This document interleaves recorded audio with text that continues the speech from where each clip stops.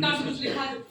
यीशु ने उनको उनकी ओर देखकर कहा, यीशु ने उनको उनकी ओर देखकर कहा, मनुष्यों से तो ये नहीं हो सकता। लिखा है मनुष्यों से तो ये जी, परंतु परमेश्वर से सब कुछ हो सकता है। लिखा है परमेश्वर से सब कुछ, परमेश्वर से सब कुछ हो सकता है। एक लेखक एक पुस्तक में लिखते हैं, यस मैं कर सकता हूँ।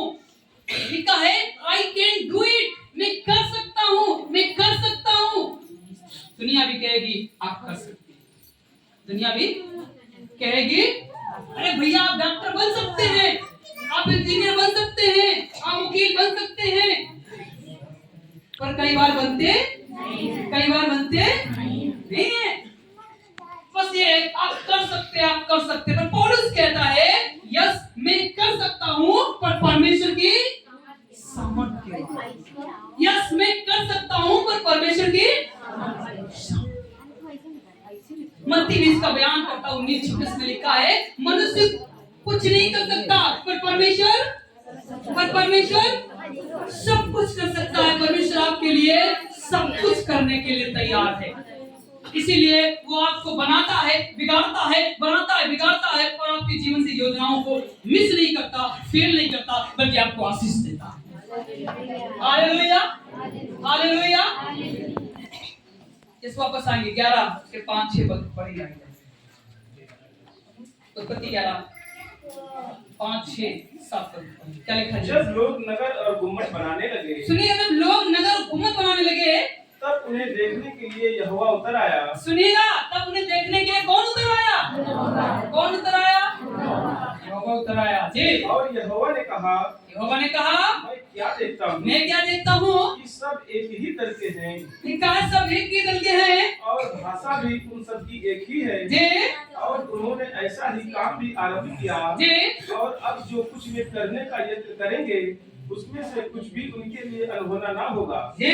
इसलिए आओ हम उतर के उनकी भाषा में गड़बड़ी डालें कि वे एक दूसरे की बोली को ना समझ सके।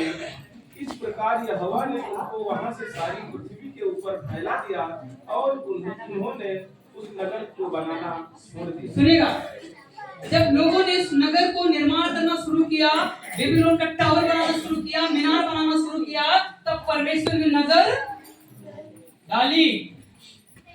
जब आप कोई काम करना शुरू करते हैं तो कौन देखता है? कौन देखता है?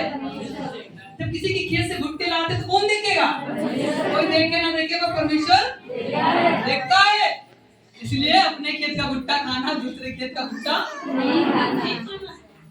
आपको पता है जब उन लोगों ने सोचा कि अब बेबीलोन का टावर बनाएंगे, इतनी ऊंची मीनार बनाएंगे जो आकाश से बातें करेगी, परमेश्वर के सिंहासन तक जाएगी, और ऐसा शहर बनाएंगे जहाँ पे बहुत सारा एक अच्छा शहर होगा, जहाँ पे सारी चीजों की व्यवस्था होगी। परमेश्वर जान गया ये सब तो अब कुछ गड़बड़ कर देंगे। लिखा है परमेश्वर ने उनकी भाषा में क्या कर दिया? उनकी भाषा में लिखा है कंफ्यूज कर दिया, गड़बड़ी डाल दिया। अब उनको नहीं समझ में आ रहा है कन्नी कौन लाएगा, वसनी कौन लाएगा। कहा कुछ और डाला पर लोग कर कुछ और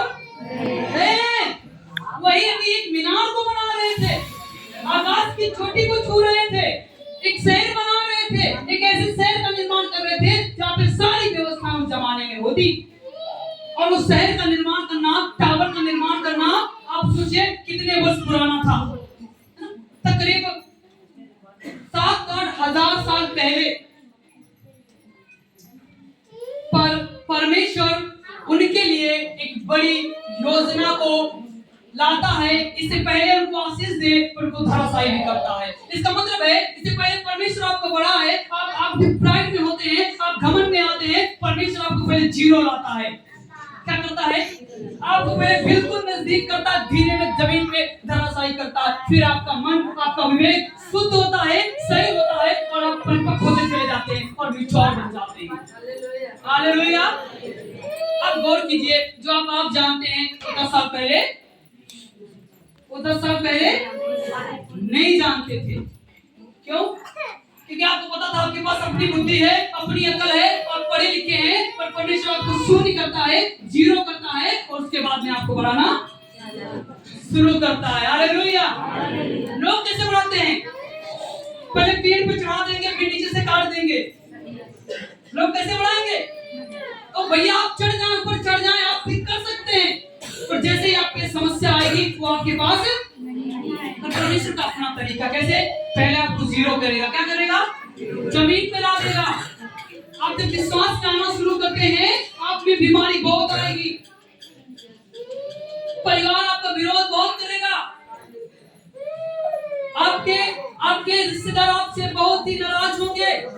क्यों? क्योंकि जानते हैं ये अच्छी जगह जा रहे हैं, क्योंकि ये जानते हैं ये अच्छी जगह जा रहे हैं, इसलिए आपका विरोध होगा, आप में तकलीफ आएगी, बीमारी आएगी, निराशा आएगी, कमी घटी आएगी। पर यस, परमेश्वर जानता है कि जैसे आप गिर रहे हैं वैसे आप उठ जाएंगे। हालेलुया। जैसे आप गिरते हैं वैसे ही आप उठ जाएंगे। इसलिए आपको परमेश्वर शून्य करता है, जीरो करता है। क्यों? ताकि आप दीन बने। क्या बने? क्या बने? बेबीलोन के लोगों को कंफ्यूजन डालना परमेश्वर नहीं चाहता था, पर उनको चाहता था ये भी जान ले कि परमेश्वर बहुत लोगों का मानना परमेश्वर तो है ही नहीं।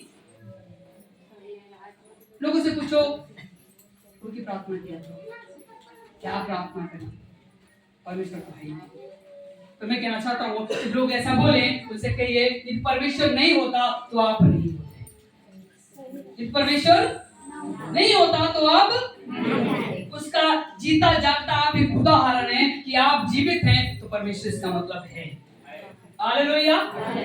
दूसरा उत्तर दे सकते हैं, आप जहां तक निगाह दौड़ा सकते हैं, जिस चीजों को देख सकते हैं, छू के, खा के, सूंघ के उनका अनुभव कर सकते हैं, उनको भी बनाने वाला कोई व्यक्ति नहीं बल्कि परमेश्वर ही। इसका मतलब परमेश्वर है। उसने जो हजारों साल पहले जो पेड़ों में ग्रीन हरा रंग दिया था, आज उसकी पत्तियां हरी ही हैं, उसमें पीलापन नहीं आया। किनको फल का रंग जो निर्धारित किया गया था वही फल का रंग है। आम के फल में जामुन नहीं लग जाता। सही कह रहा हूं? मतलब जो कुछ परमेश्वर ने नियुक्त किया था वही है, उसमें परिवर्तन नहीं हुआ। इसका मतलब परमेश्वर मैं कहना चाहता हूँ, जब हमारा बुद्धि, हमारा विवेक इतना बढ़ जाए कि हम घमंड करें, अभिमान करें, तो परमेश्वर हमारे जीवन में हमको जीरो करने के लिए आता है। क्या करने के लिए आता है? जीरो करने के लिए आता है। वो तो लगता वो अब तो हमारी प्रार्थनाओं से बुखार जा रहा है, बीमारी ठीक हो रही है, दुष्ट जा रहा है। उनको लगा यस, परमेश्वर ने हमारे लिए बड़ा एक अच्छा काम किया, हमें एक अच्छा आशीर्वाद दिया है। पर कई बार उसका गलत फायदा उठाकर, गलत तरीके से इस्तेमाल करते हैं ना, तो उसी दौरान परमेश्वर का डंडा भी आता है। क्योंकि कभी बीमारी, कभी दिक्कतें, कभी समस्याएं आती हैं, जिसके चलते हम फिर से स्मरण करते नहीं। प्रभु का वचन कहता है हमारी प्रार्थनाओं से नहीं बल्कि परमेश्वर की सामर्थ से बीमारी जाती है। हालेलुया।